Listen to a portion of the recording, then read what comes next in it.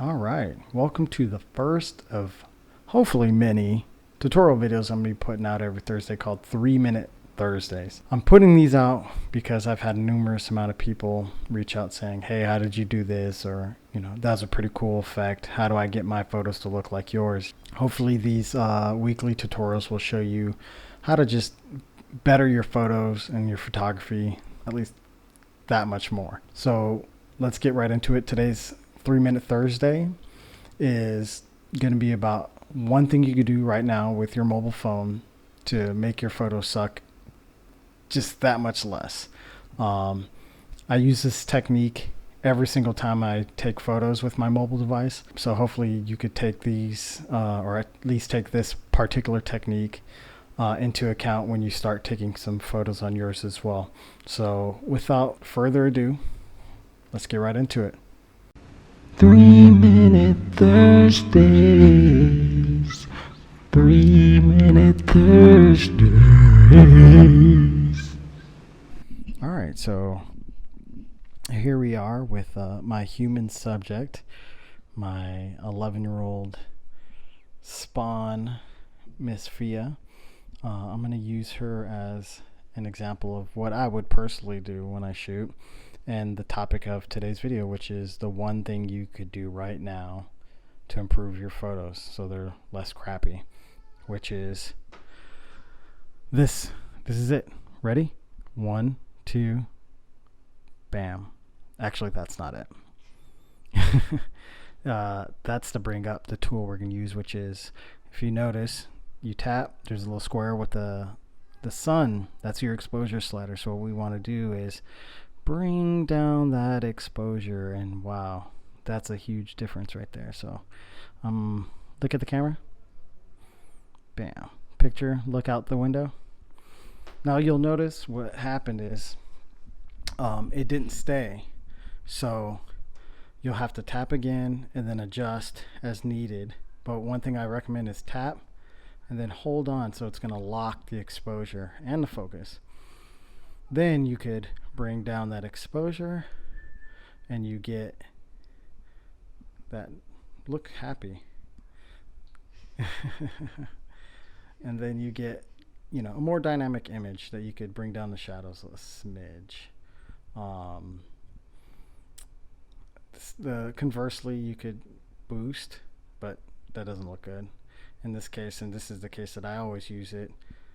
Bring down the exposure just enough for, well, at least for your taste, but for me, for my style, I prefer it to be a little dynamic, a little dark, a little bit moody, and then bam, take a picture. Now, portrait modes works the same exact way. Let's go into portrait mode. Let's get in there. So you notice it doesn't look all that fantastic. It's just, technically even, but we want to bring down that exposure just like so. Don't look so sad. And then we got the shot, and then here we get a shot like this. It's well, not that shot. It's night and day. Now here's a shot just how the camera is exposing. So I'm gonna just tap to focus and then bam. Let's look at the difference. Which one's more interesting to you guys? This one or this one? I say this one. Yep, so that's the one thing you could do, the exposure slider, to make your photos suck that much less. Oh, my daughter's posing. Hold on. Here, let's go wide for this one. And same thing, bring down that exposure. What a dork. There we go. All right, that's it for today's video. Hope you enjoyed. All right, so as you saw, that's literally one simple thing you could do right now, just adjusting that exposure slider. If you're on Android, it works pretty much exactly the same. When you tap the screen, you'll see a slider of some sort. I know with Samsung devices, I think it's at the bottom.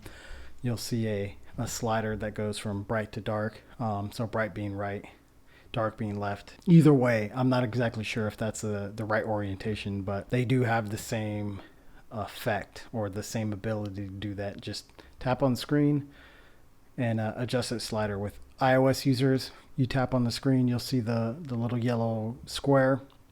You'll see the sun lifted up will lift the brightness. I never seen a use case where that looked really good. If I'm ever going to brighten anything, I'll just use the base slider and then brighten it up in post while I'm editing, just because it does a weird sort of thing with the highlights. But for most people, they kind of want to make a more dynamic look, just like the shots that I just did really quick with my daughter. Tap, bring down until you know it's to your taste. I like it a little bit more moodier. I like a little bit more darker. And you saw the results, and that's without editing. So the next video, I think what I'm going to do is take those photos into a free editor that I used to use, well, actually I still use all the time, to show you like how you could essentially edit these photos to not necessarily make them look like my photos or how I edit it, but it'll look more enhanced, if you will. So I really hope you enjoyed, or more importantly, I hope you learned something from this video. If you did, I hope you would consider liking, maybe commenting that you liked it or learned something, or something that I could do that's different. Subscribing, because I will try to be putting these out weekly, every Thursday. And if you have any tutorial tips or ideas that you want to see, leave them in the comments below. That'll be very helpful. And lastly, you might be wondering why I have a memoji instead of like my real face. That has mostly to do with, it makes me uncomfortable being on camera. I know exactly how all my clients feel. If I didn't have to look into the camera, I probably wouldn't be as anxious or nervous. So yeah, if you're wondering why I have a memoji, that's why. With that, I hope you enjoy. Again, consider liking, subscribing, commenting, all that YouTube stuff, and I'll see you next time.